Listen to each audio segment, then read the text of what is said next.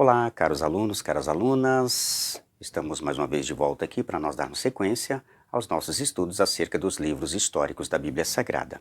Então nós vamos falar um pouquinho, trazer mais informações nesse segundo vídeo aula para você poder entender melhor. E se você é novo por aqui, já quero te convidar para você se inscrever no canal e também acionar as nossas notificações e fazer parte também desse grupo de estudos das Escrituras Sagradas, tá bom? Muito bem.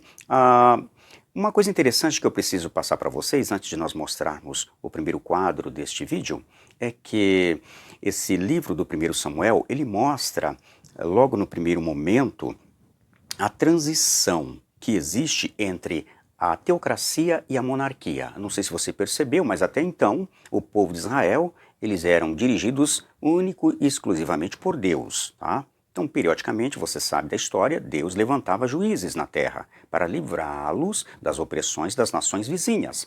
Então, o fato é que Samuel, ele foi o último juiz da era dos juízes, tá? Ele foi o último juiz da era dos juízes. E o primeiro profeta dentro da categoria de profetas que nós temos na Bíblia Sagrada, né? Esse grupo que escreveu livros, outros foram anônimos, enfim. Então ele foi o primeiro de sua categoria como profeta. Ele foi um dos personagens mais importantes que Deus usou para efetuar essa transição entre a teocracia e a monarquia.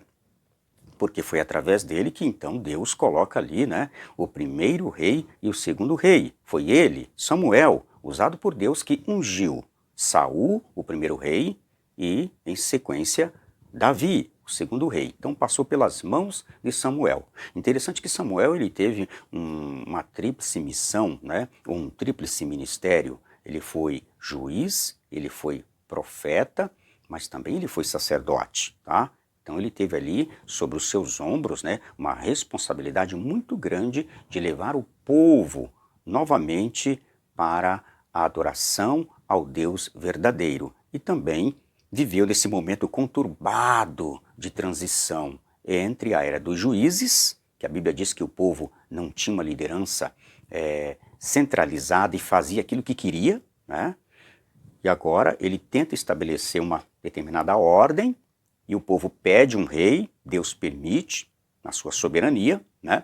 Deus já tinha um plano a realizar, então através dele ocorre então essa transição, tá bom? Então eu quero mostrar para você aí agora esse primeiro quadro para nós entendermos melhor acerca dessa transição que ocorreu, né? Aqui ó, o quadro para você compreender, eu coloquei ali alguns enfoques nessa primeira coluna.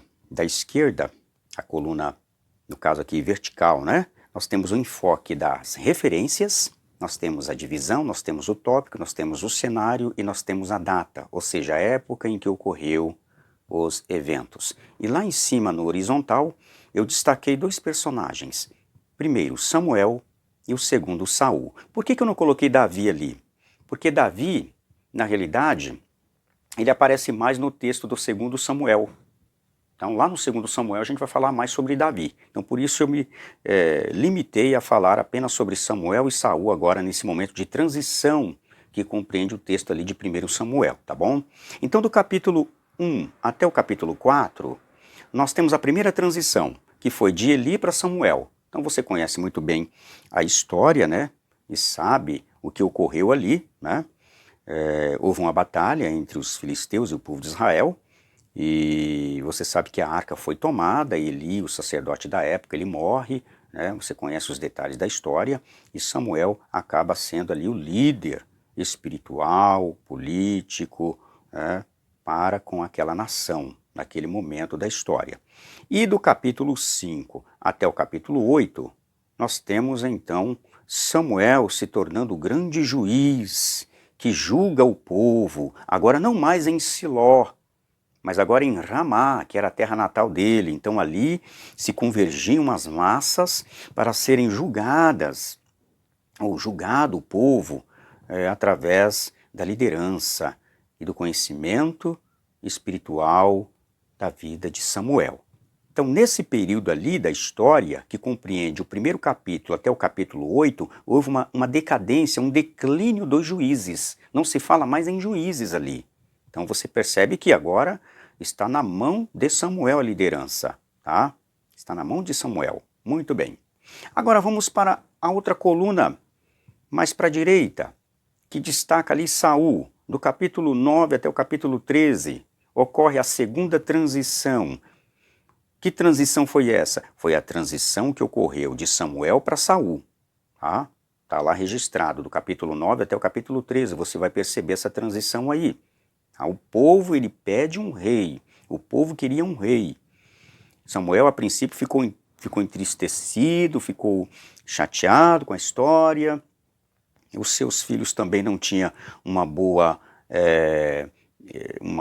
reputação diante da nação, né? E a nação acaba que não aceita os filhos de Samuel para serem seus líderes, né?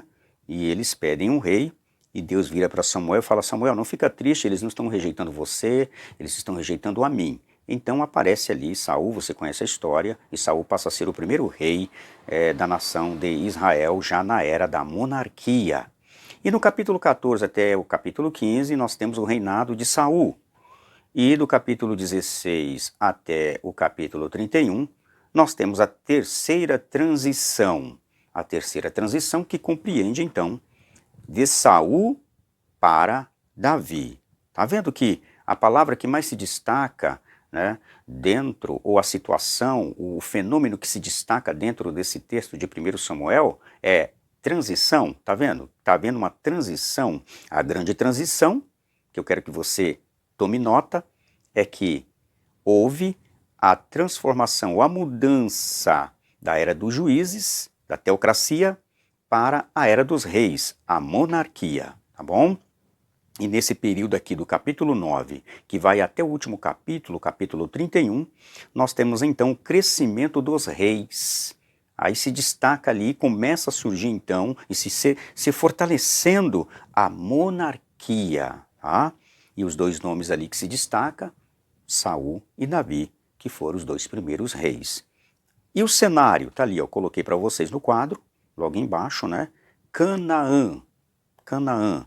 E a data, cerca de 94 anos. Ou seja, o período, né? A época que ocorreu, o espaço de tempo, 94 anos que ocorreu ali, tudo isso que eu estou passando para vocês aqui agora através desse quadro que mostra ali, na realidade, a transição, tá bom? Então veja, isso é muito importante você poder estudar e analisar, né? Por que que eu estou falando que é importante isso? Porque geralmente o que a gente percebe? A gente percebe que muitos alunos, eles têm até certo conhecimento, tá? Muitos alunos, eles têm até certo conhecimento, só que a maioria dos alunos, o conhecimento que eles têm, muitas pessoas até que eu tenho conversado, que têm um bom conhecimento teológico, têm um pouco de familiaridade com a Bíblia Sagrada, só que eles têm lampejos de conhecimento espalhados, tá? Ou seja, como se fosse uma colcha de retalhos, né? Eles não sabem colocar a história de forma linear, cronológica, de forma coesa, não há coesão. Sabe, na língua portuguesa, quando a gente aprendia a fazer o texto, uma narração, uma redação, e que o professor ensinava que a gente tinha que fazer coesão textual de um parágrafo para outro? Sabe, para você compreender e não sair do foco, não sair do tema ali proposto? Então, do mesmo jeito aqui, tem que haver no seu conhecimento uma coesão, algo que liga alguma coisa para outra coisa, para não ficar aquele embaralhado de conhecimento, tudo embolado.